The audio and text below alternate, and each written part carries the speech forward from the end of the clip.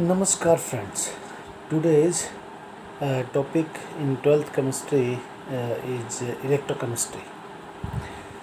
Electrochemistry एक बहुत important topic है 12th केमिस्ट्री का, और बच्चों को थोड़ा बहुत ये टफ भी लगता है, तो मैं कोशिश करूँगा इसको ज़्यादा कन्वीनियंट वे में और इजी वे में इसको समझाने का। तो सबसे पहले तो देखिए जो वर्ड है इलेक्ट्रोकेमिस्ट्री ये कहाँ से आया। तो इलेक्ट्रोकेमिस्ट्री के लिए मैं अपने स्टाइल में अगर कहूँ तो केमिस्ट्री की वह ब्रांच बनता है जिसमें सेल केमिस्ट्री की वह ब्रांच बनता है जिसमें सेल केमिकल से इलेक्ट्रिकल, इलेक्ट्रिकल से केमिकल एनर्जी में कन्वर्जन का है सब खेल। केमिस्ट्री का वह ब्रांच बनता है जिसमें सेल केमिकल से इलेक्ट्रिकल और इलेक्ट्रिकल से केमिकल एनर्जी में कन्वर्जन का है सब खेल। और इस कन्वर्जन के बेसिस पे टू टाइप्स ऑफ सेल्स रहते हैं। इस कन्वर्जन के बेसिस पे टू टाइप्स ऑफ सेल्स रहते हैं। इलेक्ट्रोकेमिकल एंड इलेक्ट्रोलाइटिक सेल्स उनको कहते हैं। इलेक्ट्रोकेमिकल और इलेक्ट्रोलाइटिक सेल्स उनको कहते हैं। तो सबसे पहले आइए हम देखते हैं जो डेफिनेशन इलेक्ट्रोकेमिस्ट्री की। तो देखिए the branch of science which deals with the production of electricity from energy release doing the spontaneous chemical reaction. अब ये स्पॉन्टेनियस केमिकल रिएक्शन क्या हो गया, और दूसरा एंड आगे the use of electrical energy to bring about the non spontaneous chemical transformation is called electrochemistry. तो देखिए एक तो है स्पॉन्टेनियस और एक है नॉन स्पॉन्टेनियस। स्पॉन्टेनियस का मतलब जो चीज़ अपने आप हो जाए, जैसे चाय ठंडी अपने आप हो जाती है, कप में डालने के बाद करनी नहीं पड़ती, तो स्पॉन्टेनियस चेंज है। चाय को गर्म करना तो आपको देन हीट एनर्जी अप्लाई करनी पड़ेगी, तो वो नॉन स्पॉन्टेनियस है। अगर आपको मैं पढ़ने के लिए बोलूँ, आपको मैं एग्ज़ाम के लिए बोलूँ, तो आपके लिए नॉन स्पॉन्टेनियस, आप करना नहीं चाहेंगे।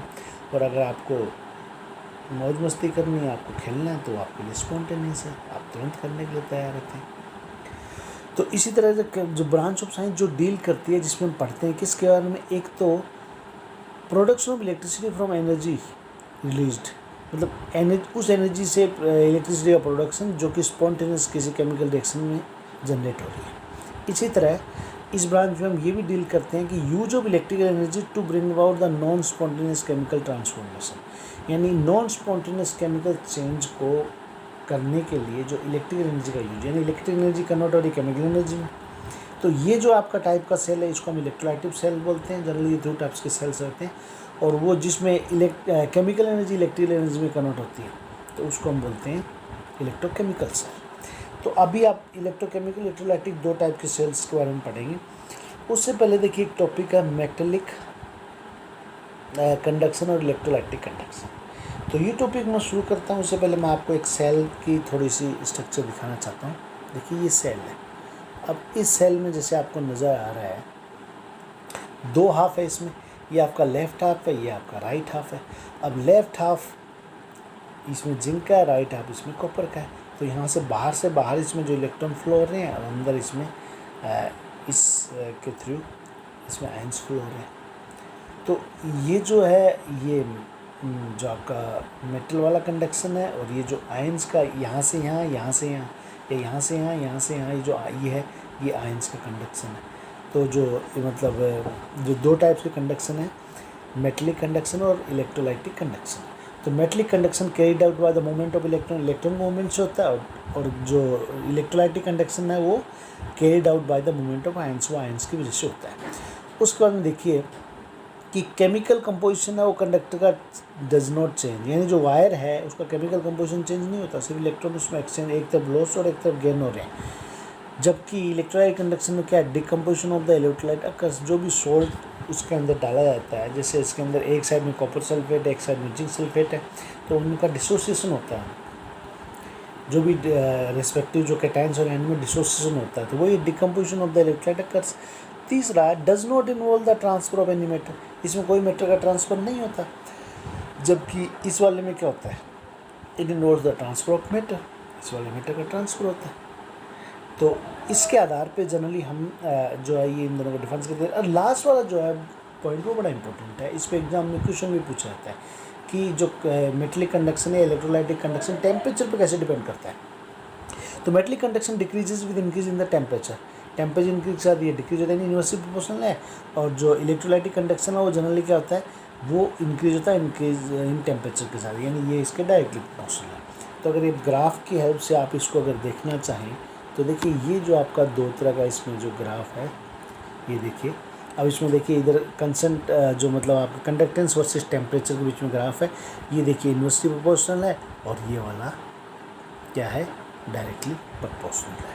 तो अब इस पे आधार पे आपने मेटलिक और जो है नॉन मेटलिक कंडक्शन है इसके बारे में थोड़ा सा आपने देखा, जो मेटलिक और जो इलेक्ट्रोलाइटिक कंडक्शन इसके बारे में थोड़ा सा आपने देखा।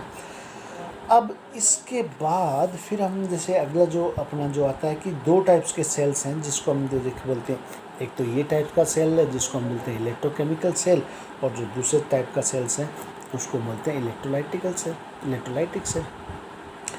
इलेक्ट्रोकेमिकल सेल वो है जिसमें क्या होता है जी, केमिकल एनर्जी किसी स्पॉन्टेनियस रिएक्शन की वो कन्वर्ट होती है किस में, ये जैसे एक स्पॉन्टेनियस रिएक्शन है तो इसकी जो एनर्जी है वो कन्वर्ट हो रही है किस में, इलेक्ट्रिसिटी में। देखिए यहाँ पर ये कुछ डिवाइस लगाई है, वोल्ट मीटर या कुछ गैल्वेनोमीटर जैसा, तो यहाँ से जो इलेक्ट्रिसिटी जो मतलब इसमें जो एनर्जी है वो कन्वर्ट होगी इलेक्ट्रिकल एनर्जी में। ठीक है, तो इलेक्ट्रोकेमिकल सेल हम किसको कहेंगे, केमिकल एनर्जी स्पॉन्टेनियस रिएक्शन की इलेक्ट्रिकल एनर्जी में बदल पाते हैं। केमिकल एनर्जी स्पॉन्टेनियस रिएक्शन की इलेक्ट्रिकल एनर्जी में बदल पाते हैं, ऐसी सभी डिवाइसेस ही तो इलेक्ट्रोकेमिकल सेल्स कहलाते हैं। ऐसी सभी डिवाइसेस ही तो इलेक्ट्रोकेमिकल सेल्स कहलाते हैं। तो इलेक्ट्रोकेमिकल सेल्स में देखिए यहाँ पर इसको, ये सेल का एक पूरा सेटअप है। इसको सेल्स को आप देखेंगे तो दो हाफ हैं इसके, ये आप लेफ्ट साइड में तो इसको लेफ्ट हाफ, ये राइट साइड में तो राइट हाफ। ये हाफ जिंक का है तो इसको जिंक हाफ भी बोलते हैं, ये आप इसको कॉपर का तो इसको कॉपर हाफ बोलते हैं। ये जिंक और कॉपर का जो सेल है आगे हम जानेंगे, इसको हम क्या डैनियल सेल बोलते हैं। तो it is a type of electrochemical cell. अब इसके अंदर देखिए जिंक वाले हाफ में ऑक्सीडेशन हो रहा है और कॉपर वाले हाफ में रिडक्शन हो रहा है। अभी अपने को कैसे पता चलेगा किस में क्या हो रहा है, तो जनरली और क्यों हो रहा है, तो इसके लिए क्या आपने 11th क्लास में पढ़ा था और अभी आप इस चैप्टर में फिर देखेंगे कि एक रिडक्शन पोटेंशियल एक जो वैल्यू होती है, आगे इस वीडियो में हम उसको जानेंगे। तो जिसका रिडक्शन पोटेंशियल जितना बड़ा है उसके रिडक्शन होने के चांसेस उतने ज़्यादा हैं। मैं कॉपर और जिंक की बात करूँ तो कॉपर का रिडक्शन पोटेंशियल है प्लस के 0.34 वोल्ट, और जिंक का जो रिडक्शन पोटेंशियल है वो माइनस के 0.76 वोल्ट। तो ऑब्वियस बात है कॉपर का जो रिडक्शन पोटेंशियल बड़ा है तो कॉपर के एंड पे क्या हो रहा है, देखिए रिडक्शन, यानी Cu2 प्लस एक्वस 2 इलेक्ट्रॉन लिए रिडक्शन हुआ और कॉपर सॉलिड में कन्वर्ट होगा। यानी इस सॉल्यूशन से Cu2 प्लस 2 इलेक्ट्रॉन मिले, इसको यहाँ पर गया 2 इलेक्ट्रॉन मिले, उसको तो उसने सोचा यार यहाँ तो बड़े मजे इलेक्ट्रॉन मिल गया अपने को, तो वहीं जाके वो जमा हो गया। जैसे ही कैटायन यहाँ जाके जमा हुआ, चार्ज आ गया पॉजिटिव। अब इस साइड में क्या हुआ जी, यहाँ पर देखो इसका जो रिडक्शन पोटेंशियल छोटा है, अब ये दोनों क्योंकि कनेक्ट हो गए तो इसलिए इसका रिडक्शन हो गया, तो इसके सामने ऑप्शन बचा नहीं, तो इसका ऑक्सीडेशन होना है। ऑक्सीडेशन कैसे हुआ, जिंक सॉलिड स्टेट में, यानी इलेक्ट्रोड का जो जिंक है, सॉलिड मतलब इलेक्ट्रोड वाला, तो वो जिंक का वो क्या हुआ, कन्वर्ट हुआ कि Zn2 प्लस एक्वस में और 2 इलेक्ट्रॉन। इसको ऐसे भी समझ सकते हैं, यहाँ पर तो जिंक का एटम था, 2 इलेक्ट्रॉन इस इलेक्ट्रॉन ने छीन लिए उसके, यानी उसको ऑक्सीडाइज कर दिया, उसको धक्के मार दिए, बेचारा इस सॉल्यूशन में डूब गया, लुट गया, बर्बाद हो गया, मैं डूब गया, सॉल्यूशन में चला गया। अब इस सॉल्यूशन में Zn2 प्लस आके तैरने लग गया, उसके दोनों इलेक्ट्रॉन यहाँ रह गए। जैसे ही इस इलेक्ट्रोड पे 2 इलेक्ट्रॉन रहे, इस पर नेगेटिव चार्ज आ गया, इस एंड पे नेगेटिव चार्ज, इस एंड पे पॉजिटिव चार्ज, यानी कि पोटेंशियल डिफरेंस, ये हायर पोटेंशियल पे एक हायर पोटेंशियल पे एक लोअर पोटेंशियल पे जैसे पोटेंशियल डिफरेंस जनरेट हुआ तो जन क्या हुआ, इलेक्ट्रॉन का फ्लो इधर से इधर और करंट का फ्लो इधर से उधर। तो ये आपका क्या हुआ, ये सोर्स है इसमें इलेक्ट्रिसिटी जनरेट करने का। ठीक है, तो इधर ये इसलिए चूँकि यहाँ ऑक्सीडेशन हुआ इसलिए इसको ऑक्सीडेशन आप बोलते हैं, और इसका रिडक्शन होते हैं इसको रिडक्शन आप होते हैं। जब आप सेल का सेटअप सेट करते हैं तो बाय डिफ़ॉल्ट ये एक कन्वेंशन बना हुआ है कि जो ऑक्सीजन आप जनरली उसको हम लेफ्ट साइड में लिखते हैं और रिडक्शन आप उसको हम जनरली राइट साइड में लिखते हैं।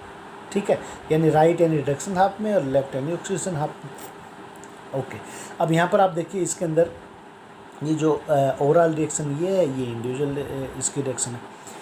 चूँकि इस पर नेगेटिव चार्ज आया, और नेगेटिव चार्ज क्यों, कि इस पर इलेक्ट्रॉन रिलीज हुए, इलेक्ट्रॉन इक्वल टू एनाइन, और जहाँ एनाइन रिलीज होते हैं उसको बोलते हैं एनोड। इस पे जाके जमा कौन हुए, कैथोड, कैटाइन, कैटाइन जाके जमा हुए तो कैटाइन जहाँ जमा तो उसको बोलते हैं कैथोड, तो ये कैथोड हो गया, ये एनोड हो गया।